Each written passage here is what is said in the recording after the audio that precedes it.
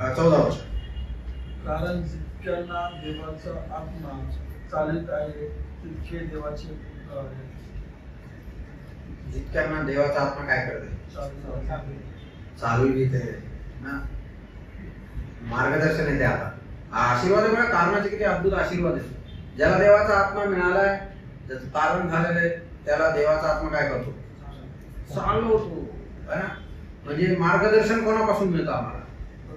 देवाच्या आत्म्यापासून आम्हाला मार्गदर्शन मिळणं फार गरजेची बाब. दिशाहीन भटकणे याऐवजी विश्वासी जीवनाला मार्गदर्शन प्राप्त होते व जीवन प्रगती पथावर येत. त्याचं तारण झालेलं नाहीये, त्याने किती त्याचं करिअर घडवलं आणि त्याला विचारलं मेल्यानंतर पुढे जाशील, तर त्याचं उत्तर काय राहील? माहित नाही. म्हणजे माहित नाही म्हणजे काय?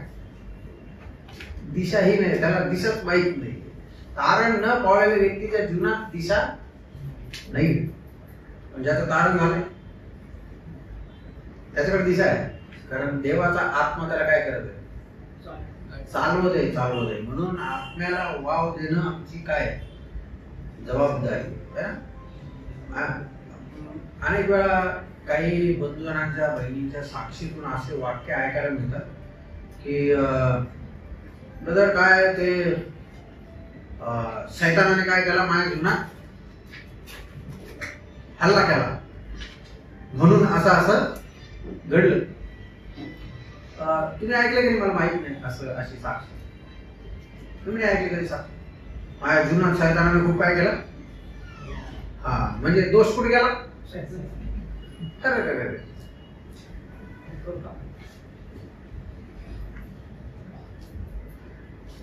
ठीक आहे, ते त्याचं कामच आहे ते. परंतु जोपर्यंत मी त्याला काय देत नाही,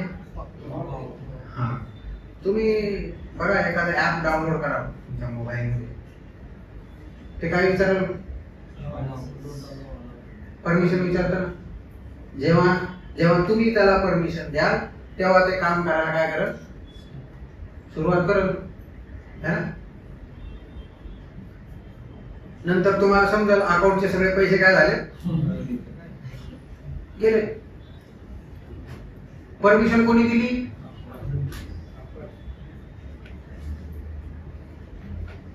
कोणी दिली परमिशन? मी दिली ना. अनेक विश्वासणारे शैतानाच्या डोक्यावरती खापर काय करतात? फायदा नाही. तसं शैतानाला दोष देऊन फायदा नाहीये. दोष कोणावर आहे? अरे मी दिलं त्याला परमिशन. म्हणून सावध असणं फार गरजेचं आहे, महत्वाचं. आम्हाला मार्गदर्शन देवाच्या आत्म्याला आम्ही जेवढं त्याचं ऐकू तर आम्ही प्रगती पथावर. 15 वर्ष. कारण पुन्हा भीती बाळगावी असा दासपणाचा आत्मा तुम्हाला मिळाला नाही, तर ज्याच्या योगे आपण अब्बा बापा अशी हाक मारतो असा दत्तकपणाचा आत्मा तुम्हाला मिळाला. नवीन जवळीकीच्या बाबतीत इकडं विचार आहे. अगोदर आम्ही कसे माणसं होतो?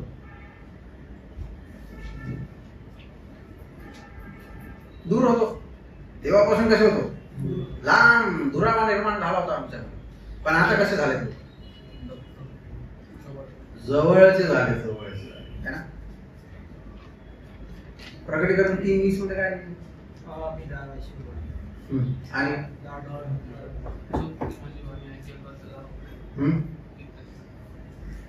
बर बोल. जोपर्यंत दार उघडल काय? पड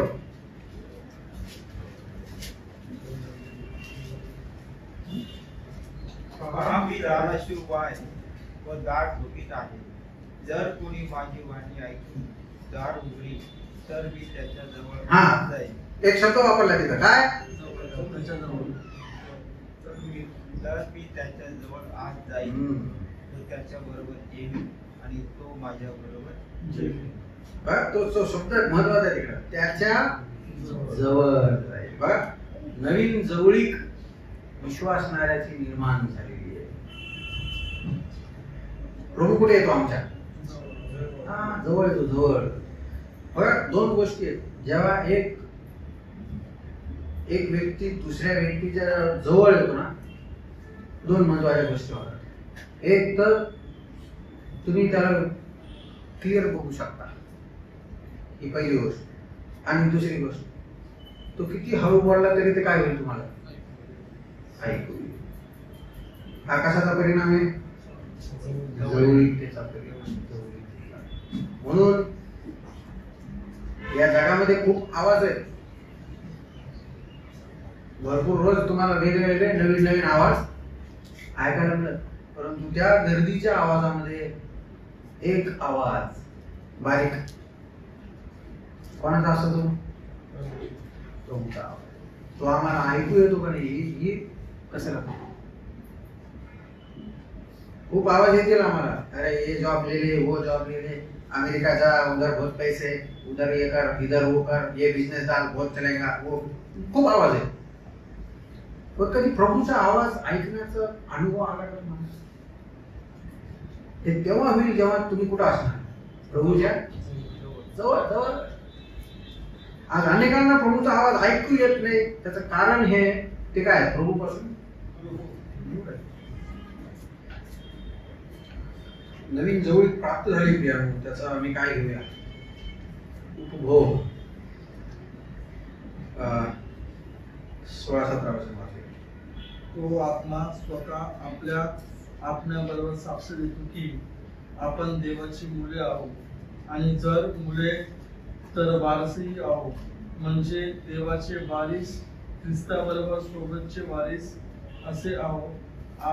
आपल्याला त्याच्याबरोबर गौरव प्राप्त व्हावे, म्हणून त्याच्याबरोबर जर दुःख होत असलो तर.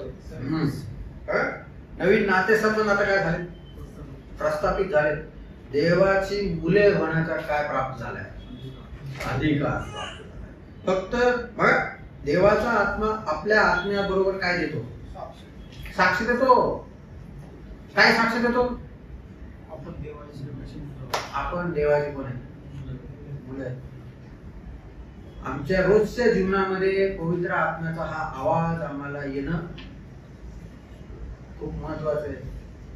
जेव्हा केव्हा काही मोह आहेत, पापाच्या गोष्टी आहेत, लगेच आत्मा काय देतो? आमच्या आत्म्याला साक्ष देतो, भाऊ हे आपलं काम आप घालू नको. ही साक्ष खूप महत्वाची आहे. देवाचा आत्मा नेहमी आमच्या आत्म्यासोबत साक्ष देत राहतो. आम्ही कोण आहे? देवाची मुलं. दुसरी महत्वाची गोष्ट आहे, जर देवाची मुलं आहेत तर अजून काय? ख्रिस्ता बरोबर काय? तो शब्द महत्वाचा आहे. फक्त वारीस नाही, सोबतीचे वारीस किंवा त्याला सहवारीस म्हटले. सहवारीस म्हणजे काय?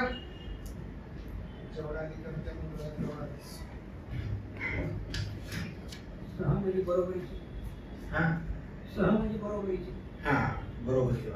एक शब्द सांगतो म्हणजे पटकन समजा. जॉईंट अकाउंट माहिती आहे तुम्हाला? काय जॉईंट अकाउंट?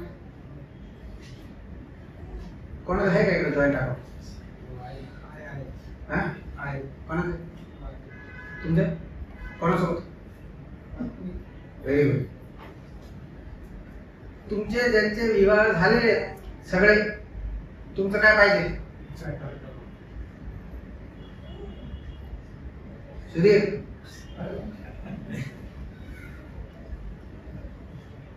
कारण काय त्या सहवारीस. सहवारीस याचा अर्थ जॉईंट अकाउंट ज्याचा असतं त्याचा अर्थ काय होतो?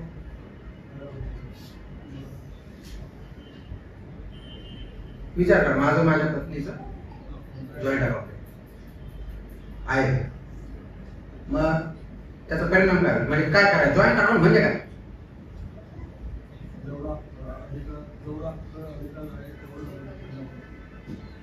म्हणजे मला न विचारता ती काय करू शकते? त्याच्यासाठी ठेवू नका प्लीज जॉईंट अकाउंट. ते नाहीये माझं म्हणणं, असं काम नका करू. परंतु आम्ही जे काही करत आहेत त्याची माहिती पाहिजे दुसऱ्याला. त्याला म्हटलेलं आहे जॉईंट अकाउंट. याचा अर्थ दोघांना पण अधिकार आहे एक अकाउंट काय करायचं, शेअर करायचं.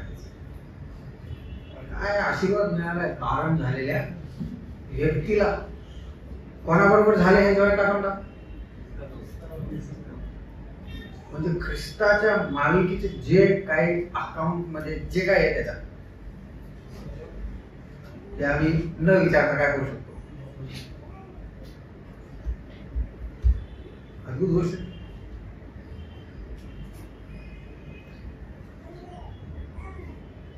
आम्ही सगळं शेअर करू एकमेकांसोबत, फक्त अकाउंट काय करणार नाही है ना. बघा जो व्यक्ती म्हणजे विचार करा असं, तसं आता आम्ही 3 भाऊ आहेत आणि समजा माझ्या वडिलांनी अजून एक चौथा मुलगा काय केला, घेतला जातो. मग आता काय करायचं? प्रसाद भाऊ हसत आहे. काय काय होईल? दत्तक घेतला म्हणजे काय? भागीदार कशाचा? पूर्ण प्रॉपर्टीचा काय झालाय तो पण आता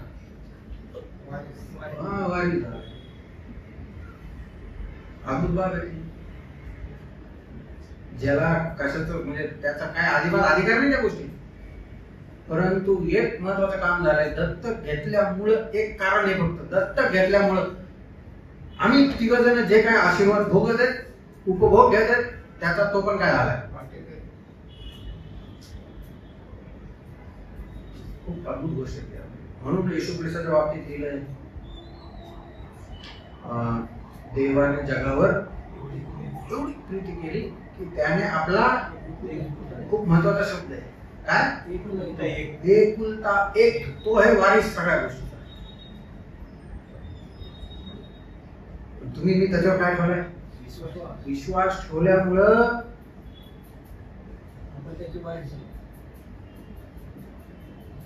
तुम्ही पण काय माझ्यासोबत काय व्हा, सहवारीस. काय म्हण येऊ ख्रिस्त,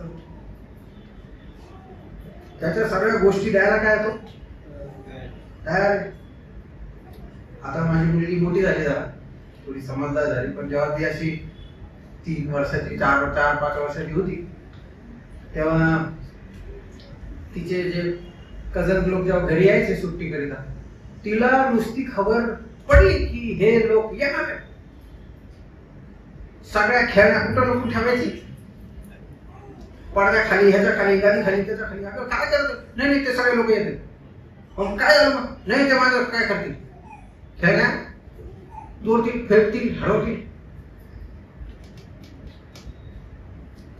माणसाचा स्वभाव आहे, ख्रिस्ताचा स्वभाव काय? अहो जे काय आहे त्याचं सगळं आम्हाला वाटण्यासाठी काय आहे हे विचार प्रियानो आम्हाला आराधना करण्याकरिता काय देतात, प्रोत्साहन आहे. हा एक विचार, प्रभू मला कळालं तू मला वारीस बनवलंस, माझ्याकडे शब्द नाही तुला हे वर्णन करण्याकरिता, माझ्याकडे शब्द नाही, तरी पण हे 2 शब्द येशू ख्रिस्ताच्या नावात तुला काय करतो, हे आहे आराधना. जेव्हा केव्हा मी कळवायला येतो आराधनेच्या बाबतीत बोलून जातो, पुरं पोतं आणलेले ते सगळं नका, ते नाही पाहिजे त्याला. दुसरं काय टाइम खराब मत करू. जे महत्वाची गोष्ट आहे ती फक्त कोणाला सांगा. आम्ही यांची त्यांची उपासना करायला नाहीये, कोणाची उपासना करायला. मग त्याला सगळं माहिती नाही. हे प्रभूच्या बाबतीत पित्याला सगळं काही माहिती आहे. मग आता आपली काय गरज आहे का सांगायची त्याला, प्रभू पित्या तुझा पुत्र असा असा आहे, असा आहे. तो काय म्हणेल, मला सगळं माहिती. जेव्हा आम्ही त्याला जी अपेक्षा आहे त्या प्रकारे जेव्हा आराधना करतो तेव्हा त्याला तो हे म्हणतो, बाळा हे मला माहिती आहे सगळं, पण आता मला कळालंय की हे तुला पण काय झालंय. हा तुम्ही आराधनेचे बघा एक मुद्दे बघा आराधनेचे कसे. एक कुष्ठरोगी 10 जण होते माहिती, एक आला 9 गेले, ते 9च जाऊ द्या, पण तो एक जो आलाय त्याची आराधना बघा काय. बा ती त्याची आराधना. तिथं असेल तू देवाचं गौरव वर्णन करत त्याच्या पाया पडणं ही आराधना आहे हो.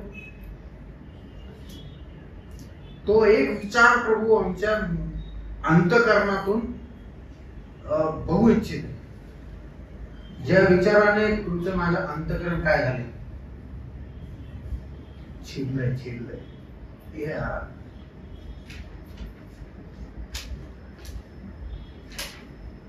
पुढे वाचूया.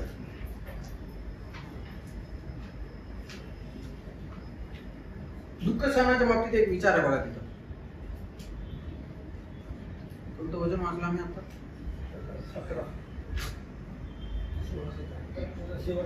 17 भाग वाचा बरं तेवढं शेवटचा भाग. म्हणून त्याच्याबरोबर जर दुःख भोगत असलो तरच पूर्ण वाचा नव्हतं ते. आपल्याला त्याच्याबरोबर गौरव प्राप्त व्हावे, म्हणून त्याच्याबरोबर जर दुःख भोगत असलो तरच. जर गौरव पाहिजे असेल तर हा एक विशेष अधिकार मिळाला आम्हाला. काय कोणता अधिकार आहे तो? हा दुःख भोगण्याचा अधिकार आहे प्रियानो तो. म्हणून जेव्हा तुमच्या माझ्या जीवनात दुःख येतात तो आमचा काय हा आमचा अधिकार आहे. म्हणून तो योग त्याच्या पुस्तकात लिहिताना म्हणतो देवाकडून काय सगळं सुखच घ्यावं का तू घेऊ नये. जेव्हा मी पण दुःखाच्या परिस्थितीत असतो ना तेव्हा मी पण तसाच वागतो. प्रभू आता हे दुःख काय कर लवकर काढ, खूप त्रास व्हायला लागला. पण मी हे विसरून जातो की ते दुःख सहन करायचं सौभाग्य प्रभूने कोणाला दिले. वधस्तंभाचं दुःख सहन नाही करायचं आपल्याला. म्हणून आमच्या जीवनामध्ये दुःख त्रास येणार आहे. पण ते सहन करणं तुमचं माझं काय काम आहे, कर्तव्य. ज्यावेळेस आम्ही हे दुःख सहन करतो त्यावेळेस आम्ही माहिती कोणासारखे बनतो? ख्रिस्तासारखं बनणं हे आमचं ध्येय आहे. This is our goal. Our goal is not to reach heaven. स्वर्गात पोचणं हे आमचं काय नाहीये, ध्येय नाही. आमचं ध्येय काय? ख्रिस्तासारखं बनणं. किती बनलोय मी ख्रिस्तासारखं? ख्रिस्त यायची वेळ झाली हो. म्हणून ते गीतकार काय म्हणतो, खूप सुंदर वाक्य आहे त्या गीताचे. पुष्कळ अजूनही पुष्कळ उन्हा आहे प्रभू. हे एक एक दिवस प्रभूने आम्हाला त्याच्यासाठी दिले. ते उन्हा पण काय करायला हा ख्रिस्तासारखं बनत जायला त्याच्यासाठी दिले. पुढे जाऊया 23-24.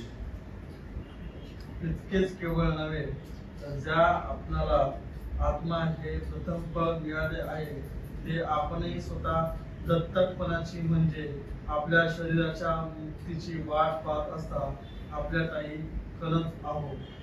कारण आपण अशी आशा धरून तरलो, जी आशा दृश्य झाली आहे ती आशाच नव्हे, जे दृश्य झाले आहे त्याची आशा पूर्ण होईल. नवीन आशा प्राप्त झालेली आहे. कोणती आशा आहे?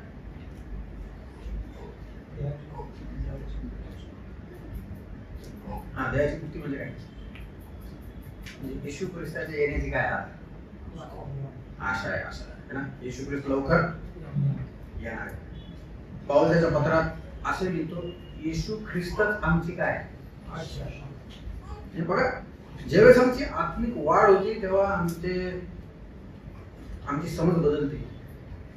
आम्ही आतापर्यंत हा येशू पाऊल म्हणत होता आता येशू ख्रिस्त येणार आहे, आम्हाला काय करणार आहे, सोडवणार आहे. परंतु नंतर पाऊलाला प्रभूने दर्शन म्हणजे दाखवून दिलं की आशा आहे मी येणार आहे, परंतु तुमची आशा कोणी? मी स्वतः तुमची काय आशा आहे. तर आम्ही ख्रिस्ताकडून आशीर्वाद भोगणारे माणसं नाही पाहिजे. म्हणजे अनेक वेळा असं होतं की आम्हाला देव नको पण देवाचे काय पाहिजे. लहान लेकरांचं उदाहरण नेहमी देत असतो. लहान लेकर कधी पण आता गावावरून आल्यानंतर काय विचारणार पहिले, किंवा आई वडील ड्युटीवरून आल्यानंतर लेकर काय बघतात, तपासतात, बॅग तपासतात, काय आणलं माझ्या ते आले त्याचं काही त्यांना त्याचं काय बाबतीत काही पडलेलं नाही त्यांना. माझ्यासाठी किती विश्वास असणारे आम्ही असं जगतो. त्या अगोदरच्या सत्रात आम्ही बघितलं फायद्यासाठी अनेक जण येशू ख्रिस्ताकडे आलेले, त्यांना येशू ख्रिस्त नाही पाहिजे, पण येशू ख्रिस्ताचे काय पाहिजे असं तर नाही आपलं जीवन. तपासणी करणं गरजेचं आहे. आमचा आनंद, आमची आशा, आमचा रस कोणात पाहिजे, अहो ख्रिस्तात पाहिजे. एका देवाच्या सेवकाने असं वाक्य लिहिलं, खूप आवडलं मला ते. तो म्हणतो असं होणार नाहीये, परंतु त्याची कल्पना अशी आहे की जर येशू ख्रिस्त स्वर्गात नसल, समजा तुम्हाला स्वर्गाला नाही जायचं. काय वाक्य लिहिलंय ते. जर येशू ख्रिस्त स्वर्गात नसेल तर मला स्वर्गात, I am not interested to go to. प्रकटीकरणाच्या पुस्तकात स्वर्गाचा गौरव वाखाणणी केलेली आहे. कसे ते रस्ते, काय काय काय गौरव, काय सगळं. तो काय म्हणतो, जर ख्रिस्त तिथं नसेल, त्याचं म्हण बघा, ख्रिस्तासोबत एवढं जडलेलं आहे ना की स्वर्ग आणून ठेवला त्याच्या पुढे, तरी तो म्हणतो मला स्वर्ग नको जर ख्रिस्त तिथं. म्हणून प्रियांनो, देवाच्या आशीर्वादातच नाही, परंतु देवामध्ये आमचं रस, देवामध्ये आमचा आनंद असणं गरजेचं. 26-27. तसेच आत्माही आपल्या अशक्तपणात आपल्याला हातभार लावतो, कारण आपण यथायोग्य प्रार्थना कशासाठी केली पाहिजे हे आपल्याला ठाऊक नाही. पण आत्मा स्वतः अनिवार्य होण्याने मध्यस्थी करतो, पण अंतर्यामे पारखणाऱ्याला त्या आत्म्याचा मनोभाव काय हे ठाऊक आहे, कारण हा आत्मा पवित्र जनासाठी देवाच्या मर्जीप्रमाणे मध्यस्थी करतो. प्रार्थनेविषयी तिथे एक महत्वाची गोष्ट लिहिलेली आहे की हा देवाचा आत्मा आम्हाला काय करायला शिकवतो, प्रार्थना करायला काय करतो. जर आम्हाला देवाच्या इच्छा, देवाचे वचन माहित नाहीये तर आमच्या प्रार्थना पण कशा राहतील, विचार कशा राहतील. पण जर आम्हाला माहिती आहे देवाची इच्छा काय आहे, मग आमच्या प्रार्थना काय होईल, बदलतील. तो पण मुद्दा बंधूने त्यांच्या सत्रात कव्हर केला. जर आम्हाला देवाच्या वचनाचा अभ्यास असेल तर आमच्या प्रार्थना काय होतील, बदलतील. म्हणून आम्हाला देवाची इच्छा माहीत असणं फार गरजेची आणि फार महत्वाची गोष्ट आहे. म्हणून कधी कधी आम्हाला प्रार्थना करणं कठीण होतं, कारण देवाची इच्छा आम्हाला काय होते माहित नाही, समजत नाही. म्हणून देवाच्या वचनात राहणं, त्याच्या इच्छा जाणून घेणं फार महत्वाची गोष्ट आहे. 26 ते 30 वचन वाचूया. तसेच 28 ते 30 वाचा. परंतु आपल्याला ठाऊक आहे की देवावर प्रीती करणाऱ्यांस, म्हणजे त्याच्या संकल्पाप्रमाणे बोलविणाऱ्यांस देवाच्या करुणेने सर्व गोष्टी मिळून कल्याणकारक होतात. कारण ज्याच्याविषयीचे त्याला पूर्व ज्ञान होते त्याने आपल्या पुत्राच्या प्रतिमेप्रमाणे बनावे म्हणून त्याने त्यास आगाऊच नेमून ठेवले. ह्या हेतू हा की तो पुष्कळ बंधुजनामधला ज्येष्ठ असा व्हावा. ज्यांना त्याने आगाऊ नेमून ठेवले त्यांना त्याने पाचरीने केले, ज्यांना त्याने पाचरी केले त्यांना त्याने नीतिमानही ठरवले, आणि ज्यांना त्याने नीतिमान ठरवले त्याचे त्याने गौरव केले. या ठिकाणी आता या संपूर्ण वचनांमध्ये एक देव त्याच्या लोकांच्या बाजूने उभा राहतो हे आम्हाला त्या वचनामध्ये बघायला मिळतं. अनेक वेळा शिष्यांच्या विरुद्ध यहुदी लोक उठले, अरे तुझे शिष्य काय काय करत आहेत, कंचमूळ खात, हे करत आहेत, ते करत आहेत. मग येशू ख्रिस्त काय करा, येशू ख्रिस्ताने काय केलं, आणि तुम्हाला समजत नाही का त्यांचं खवरा असं म्हणलं. मग काय म्हणलं, शिष्यांच्या बाजूने काय झालं प्रभू, किती किती वेळा प्रभू तुमच्या माझ्या बाजूने काय राहतो, आमचं काय वाट घेणार आहे, आमच्या बाजूने लढणारा प्रभू येशू ख्रिस्त आहे. आमचा आमचा आत्मविश्वास, आमचा कॉन्फिडन्स वाढतो त्याच्याने. कसा कॉन्फिडन्स वाढतो? आज विचार करा, आम्ही क्रिकेट मॅच खेळतोय आणि आमच्यामध्ये समजा सचिन एकदम जबरदस्त बॅट्समन आहे, विचार करा असं. बाकी आम्ही सगळे कच्चे खेळाडू. मग ज्या टीम मध्ये सचिन जाईल ती सगळी टीम काय झाली आता, हमारे पास सचिन तेंडुलकर है ना. त्यांचं कॉन्फिडन्स एकदम वाढलाय आता. त्यांना माहिती आहे आमच्या सोबत सचिन असल्यामुळे आता आम्ही काय होणार. तसं आहे प्रभू येशू ख्रिस्त जेव्हा प्रभू आमच्या बाजूने आहे तर आमचं पण काय वाढतं, कॉन्फिडन्स वाढतो, आत्मविश्वास वाढतो. शेवटला मुद्दा बघूया 31 पासून पुढं 39 पर्यंत. तर मग या गोष्टीवरून मत होणार नाही. आता एक नवीन खात्री आम्हाला प्राप्त झाली, काय की आमच्या विरोधामध्ये आता कोणी उभं राहू शकत नाही. अनेक गोष्टींचं मोठी लिस्ट त्या ठिकाणी दिलेली. प्रत्येक किती वेळा या 31 ते 39 वचनांमध्ये आपणाला, आपल्याला, आपणासाठी, आपणाकरिता असे शब्द आलेले बघा. कारण प्रभू त्याच्या लोकांबरोबर काय आला, उभा असल्या कारणाने एक नवीन खात्री त्यांना प्राप्त झाली. आपल्या विरोधामध्ये सुरुवातीच्याच वचनामध्ये लिहिले, देव आपणाला अनुकूल असल्यास आपल्याला प्रतिकूल. तर प्रभू आपल्या पक्षाचा आहे म्हणून आम्ही विजयी पक्षाचे लोक आहोत. वचन 33 ते 39 ही वचनं सर्व राष्ट्रातील, सर्व युगातील विश्वासणाऱ्यांना प्रिय अशी वचनं आहेत. कारण प्रभू त्याच्या लोकांच्या वतीने काय करते, उभा आहे. तर हा देखील धडा आम्ही काय केलाय, संपवलाय.